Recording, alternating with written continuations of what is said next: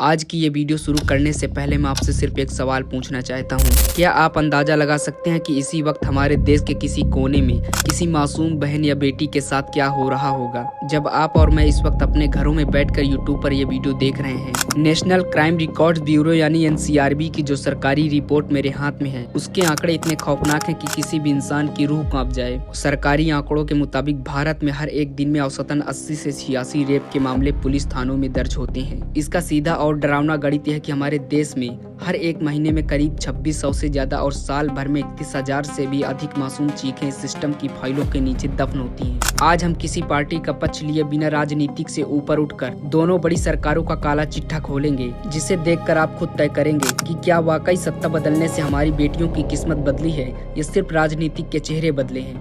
चलिए शुरुआत करते हैं साल 2014 से, जब देश की सत्ता बदली और केंद्र में भारतीय जनता पार्टी की सरकार आई। चुनाव प्रचार के दौरान बेटी बचाओ बेटी पढ़ाओ का नारा हर चौक चौराहे पर गूंज रहा था। बेटी बचाओ बेटी पढ़ाओ अभियान के माध्यम से। लेकिन जब हम पिछले 10 से 12 सालों के जमीनी आंकड़ों और हकीकत को देखते हैं तो दिल दहल जाता है। इस सरकार के कार्यकाल के दौरान देश में कुल 4 लाख से भी ज्यादा रेप के मामले दर्ज हो चुके हैं। याद करिए जम्मू का वो कठुआ कांड, उत्तर प्रदेश का उन्नाव और हाथरस कांड, या फिर अभी हाल ही में हुआ कोलकाता का वो दरिंदगी भरा मामला। जब जब ये घटना घटी है, देश की आत्मा रो पड़ी है। कई मामलों में जब रक्षक ही भक्षक बन गए, या जब कुछ नेताओं ने अपनी पार्टियों के रसूखदारों और आरोपियों के समर्थन में रैलियां तक निकाल दी। हाथरस में पुलिस ने रात के अंधेरे में परिवार की मर्जी के बिना पीड़िता का अंतिम संस्कार कर दिया। यहाँ सिस्टम पूरी तरह नंगा हो गया है और साफ दिखा कि सत्ता में बैठे लोगों के लिए VIP सुरक्षा ज्यादा जरूरी है, देश की बेटियों के लिए नहीं। क्या साल 2014 से पहले इस देश में राम राज्य था? क्या कांग्रेस के शासन काल में हमारी बहनें सुरक्षित थी?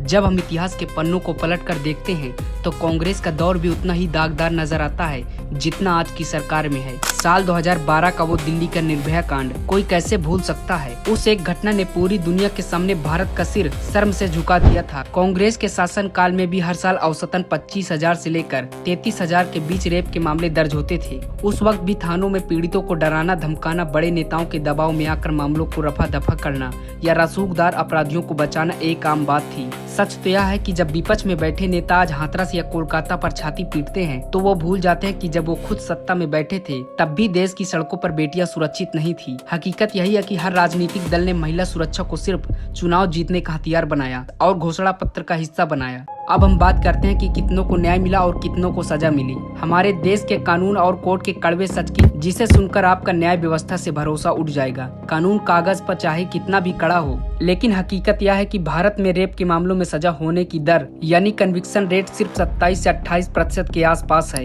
70 से ज्यादा लोग सबूतों की कमी या लाचार पैरवी के कारण बच निकलते हैं। फास्ट ट्रैक कोर्ट के नाम पर सालों साल तारीख पर तारीख चलती रहती है। निर्भया के दोषियों को फांसी के तख्ते तक पहुंचने में इस देश के सिस्टम को पूरे 7 साल लग गए। जब न्याय मिलने में इतनी देरी होती है तो अपराधियों के मन से कानून का डर पूरी तरह खत्म हो जाता है और यही वजह है कि आज भी दरिंदों के हौसले बुलंद है।